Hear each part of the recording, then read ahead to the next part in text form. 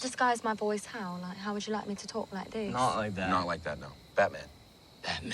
There you go. Spot on. Let's do it. Now, I think that we can all agree that Netflix is notorious for canceling a lot of shows after one season, even when that show had the potential of being something great.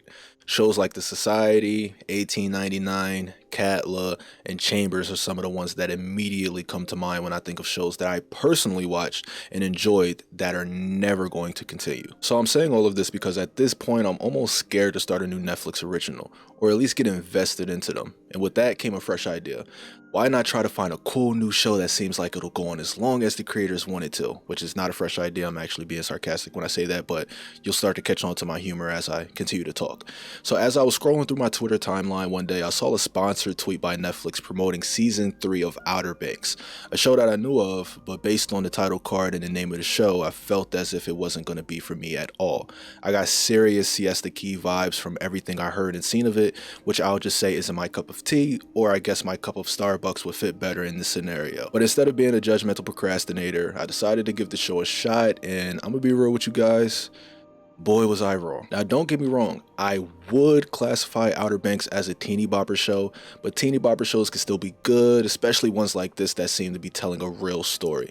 Now I'm sure a lot of you guys are confused on what I mean by a teeny bopper show, so I'll give you one of the Urban Dictionary definitions of a teeny bopper, and I quote, "Realistically, a teeny bopper is a young American between the ages of 12 and 19 who are very easily manipulated by pop culture, often criticized because of their inability to think for themselves.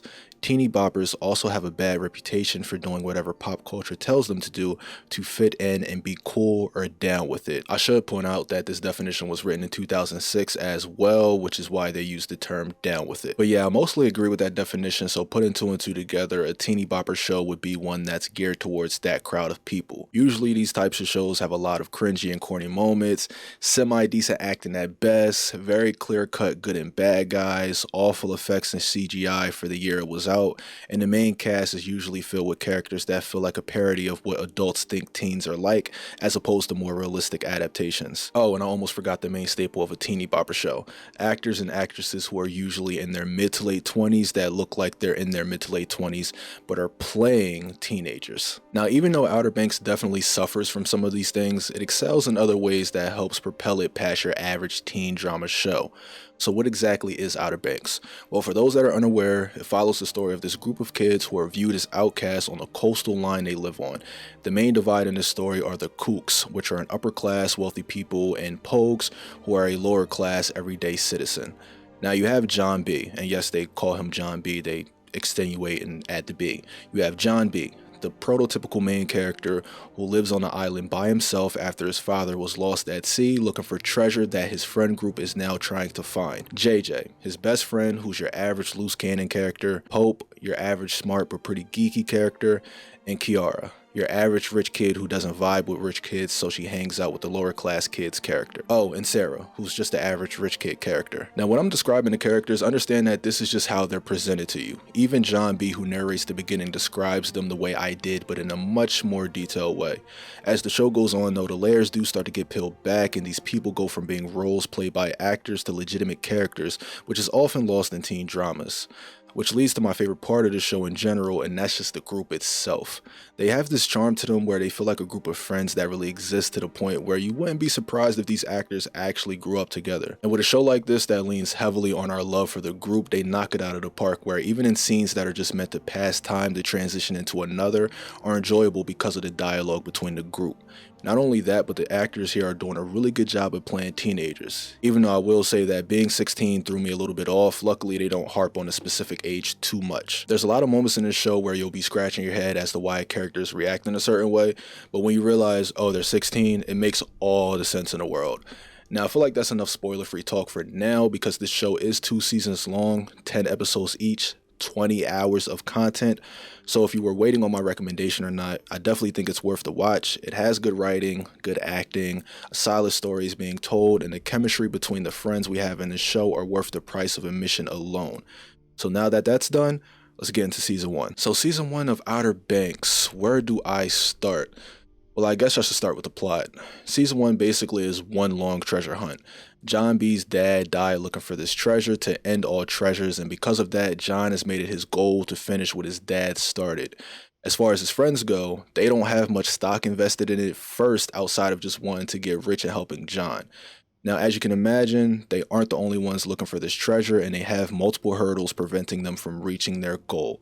And by the end of the season, they only come out of it with less than 1% of the treasure, and the group is split, which I love because it feels realistic, at least as realistic as the story can be.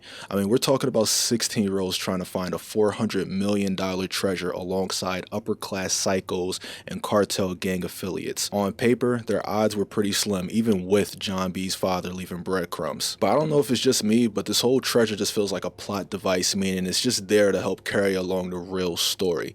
And that's evidenced by them finding the treasure halfway through the season, which in other shows they would save for a season finale. In my opinion, this season was more so about learning the characters and their backstories, with the finale sort of setting the stage for the real story to begin. We learned that John B's dad didn't just die, but was murdered by the father of his girlfriend Sarah, who's also looking for the treasure himself.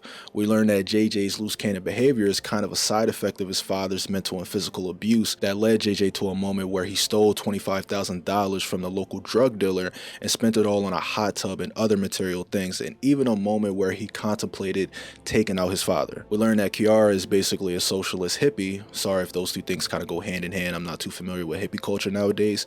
And her main issue is her mother that came from money and got pregnant from a pogue, which causes her to be rejectful of Kiara's friends because they too are pogues, and she doesn't want Kiara to go down the same route. There's Pope, whose dad is a legend in the area, and as ironic as this sounds, he's both the smartest in the group and also the most indecisive in the group. And we can't forget about Sarah, the rich girl who comes from a family of lunatics, except Wheezy. We rock with Wheezy over on this side. Sarah eventually falls in love with John B and by proxy starts to enjoy her time with the Pogues more so than her family and kook friends.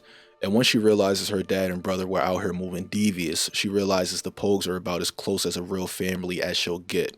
Now, if you're following along here, you start to notice a trend with the Pogues and how their family history and upbringing has caused strains on them growing up, which makes them easy to root for and makes the emotional moments between them hit a little different, like the scene where JJ was breaking down in a hot tub, for instance. Most of the time, I could watch a scene like that and just be whatever about it, but with him, it kind of hit in the feels a little bit, especially when he ended up getting comforted by Key and Pope, and it's moments like that that make this show so great. Moments where it's the group facing trials and tribulations and getting through it together.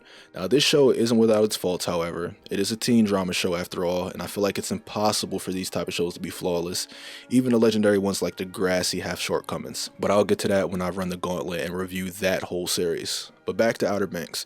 This show does have its fair share of cringy and corny moments, and there are parts where I'll just straight up scratch my head in confusion. Like John B falling off a post that looked like it was a few stories tall, and his saving grace was that he fell on sand, so he's left with just a broken arm. But okay, cool, whatever. But then there's another moment where he gets shocked trying to climb an electric fence, and in that scenario, he walks out perfectly fine, and they basically treat it like getting the wind knocked out of you. Like, I know plot armor exists in shows and they have to play things up a little bit for dramatic effect, but this 16-year-old kid is out here moving like a plot twist is gonna come out showing that he's half super soldier or something. I will say though, at least when the main cast get into fights, they very rarely win, or at least win cleanly, which I can appreciate. So to get into season 2, it takes place right after the events of season 1. John B and Sarah escape from the island after witnessing Sarah's brother kill the sheriff, and Sarah's dad attempting to take off with the treasure. And JJ, Pope, and Kiara are still in their hometown mourning because Sarah and John B escaped during the storm and were presumed to be dead by the town. Now, I will say, I really enjoy how the season starts and where it ends off at. I mean, think about it. We start off with the Popes being separated where one side thinks the other is dead, and it ends with all of them being stranded on what's assumed to be an uninhabited island with a new member part of the group, and nobody knows where they are. Oh, and they still don't have the treasure, but in the final moments it shows them still being in good spirits. Now in this season we also learn that John B's father is in fact not dead, and I'll be honest, I'll have to wait and see how that plays out in season 3 before I form an opinion on it, but based on my initial reaction, I didn't really like it.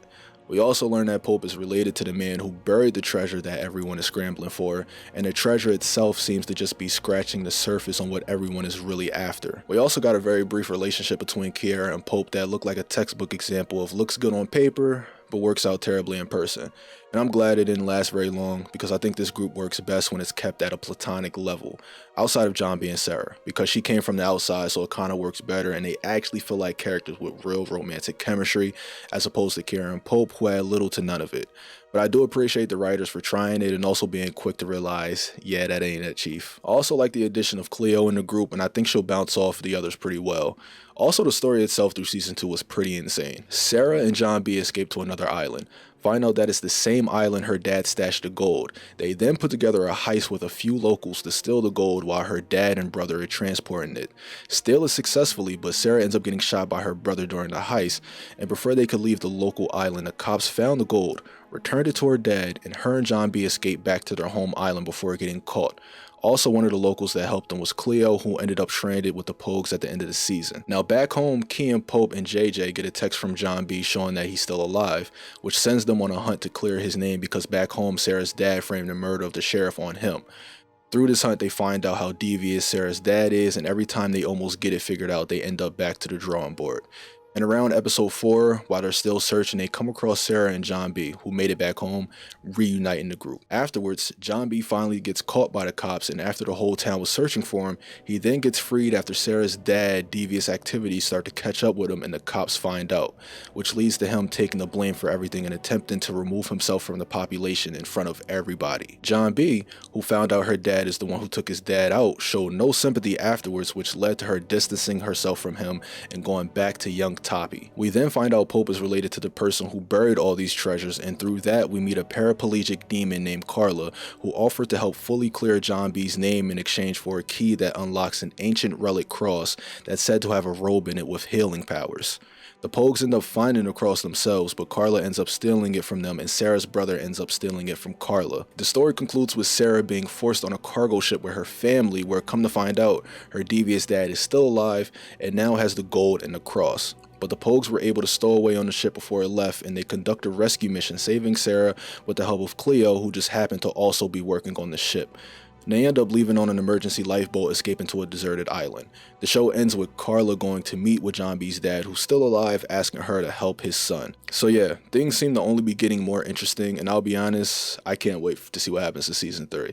Especially after seeing an article where the showrunner doesn't want the show to continue after season 5, which is a good thing, people. I love the show just as much as anyone, but I've also seen some of my favorite shows going a lot longer than they should have. But that is going to do it for the review, you guys. If you guys have any opinions on the show yourself, which I'm assuming you do because you watched this video, please drop them in the comment section. As always, if you enjoy the content, make sure you give it a like.